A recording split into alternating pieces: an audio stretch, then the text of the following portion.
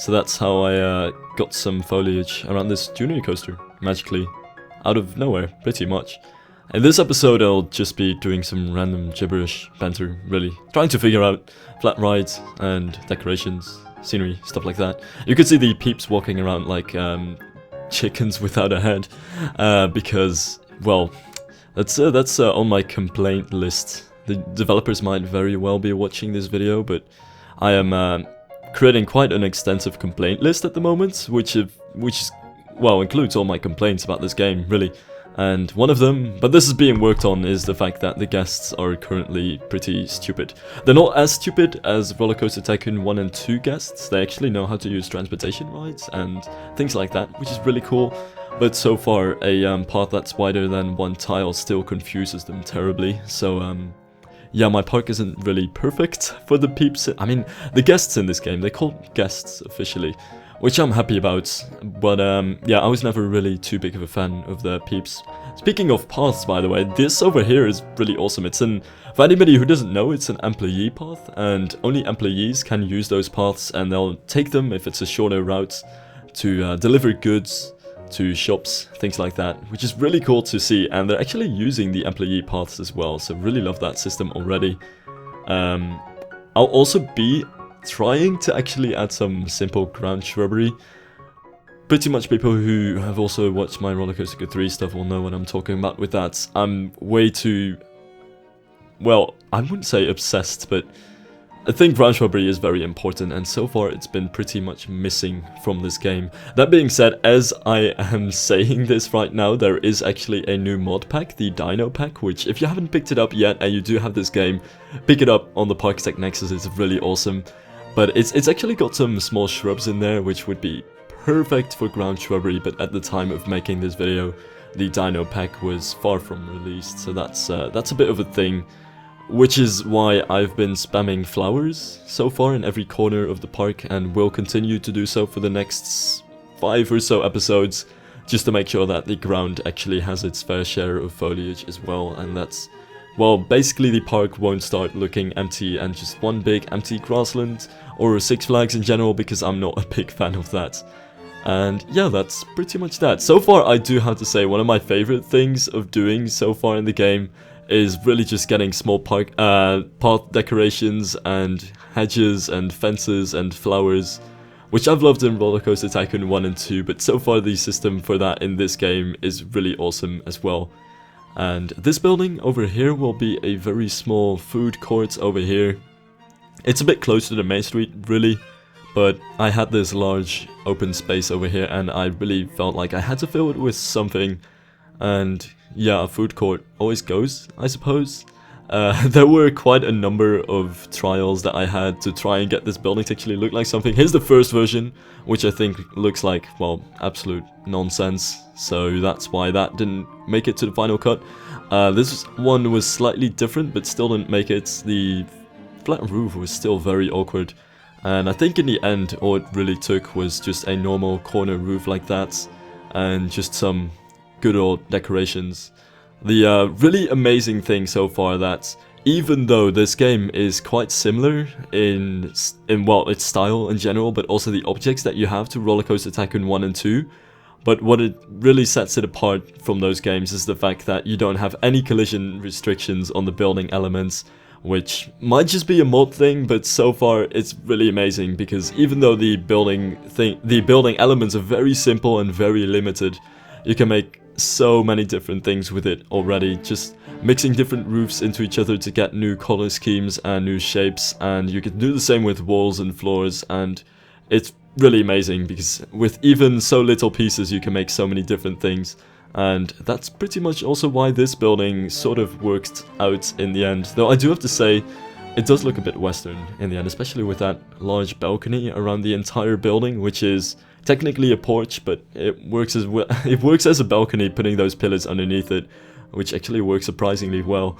So yeah, I'm not sure how well it'll fit into a what's supposedly an alpine park, but I might at some point just drop the idea that this is an alpine park and just make it the sort of general sense that this park has in general, because it's not really too big of an issue to kind of do it like that.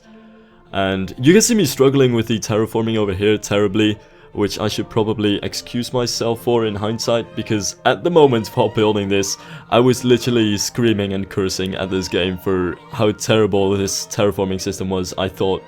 But yeah, even though there's some minor issues with raising and lowering land, I completely didn't realize the fact that there is actually a flatten option, which makes terraforming life in this game much easier.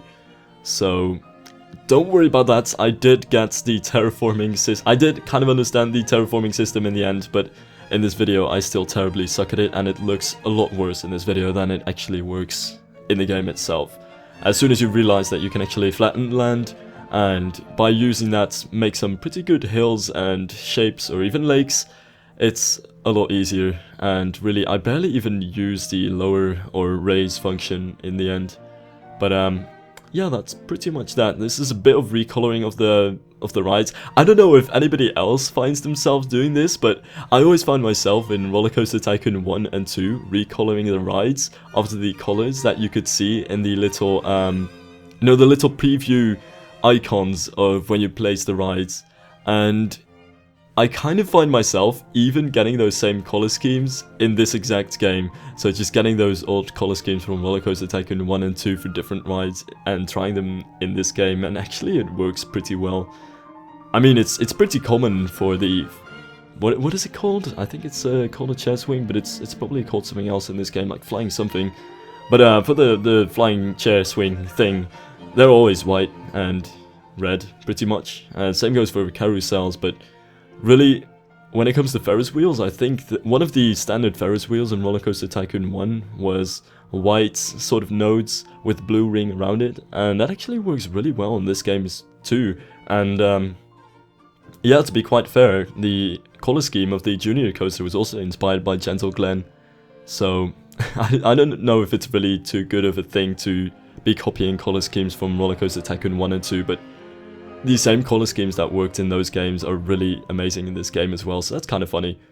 And this ride in the end almost looks a bit Asian with its little square things, but that's a bit of a side thing. I'm also placing way too many hedges. That was something that always happened in Roller Coaster Tycoon 1 and 2, and it's happening over here as well. I suppose it's a bit of an issue sometimes that when you get into these certain ways of thinking and building things, they sort of just become standards, and I see myself trying to even follow them in this game, especially when it comes to the small scenery. Not necessarily when it comes to the buildings, but when it comes to recoloring things and small scenery, I find myself doing way too many things that I was doing in Roller Coaster Tycoon 1 and 2. That's something I might want to fix. But yeah, the rest of this episode is pretty much useless banter, trying out random rides, which I probably shouldn't have done knowing that this was a time-lapse. Usually what I should have done is gone into a separate park file and just kind of mess with rides, not recording and not making a mess of the entire video. So I'm sorry that this video is becoming a bit of a mess at the end. I was trying multiple rides and multiple little things, like a random... I didn't even know what the entire idea was behind this, but random towers over here, which I think in the end I removed a couple of episodes ahead, so that was pretty useless. And then I was bored again and built some planters. It's terrible. But yeah, that's pretty much this episode. Though I do have to say, I did start on the beginnings of a wooden roller coaster, which I kind of like so far, but I'm not really getting too far with that. This episode is really a bit... Sometimes you have to do those little things to finish up your park, which aren't really all too spectacular, and sometimes a bit boring and take a bit of experimentation, and that's what pretty much I had to try in this episode. Tried to get a observation tower over there to see how that would look.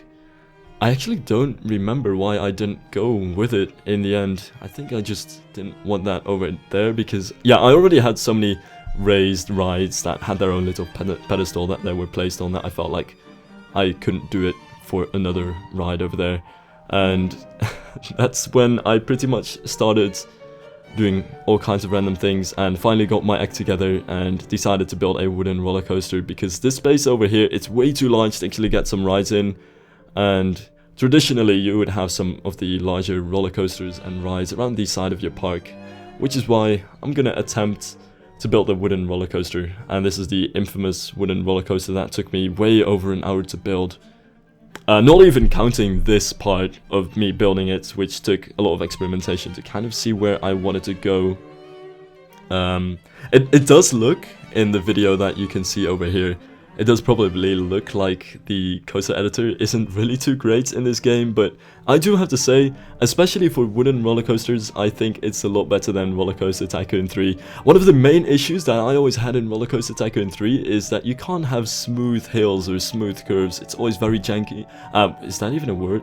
It's always very pumpy and stuff like that, just not smooth. I can't find the right words at the moment, but you probably know what I mean. And since you can increase the size, so even the length of a straight section, but also the size of a curved section, you can make much smoother woodies in this game than in Roller Coaster Tycoon 3. And since woodies are so much dependent on their little airtime hills and helixes, things like that, I think that's a large factor for making woodies in this game, and I really love it about this game so far.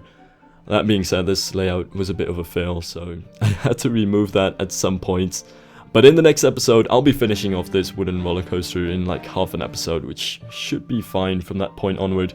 In any case, I'm running out of time for this episode, so thank you guys for watching, and I'll see you guys next time.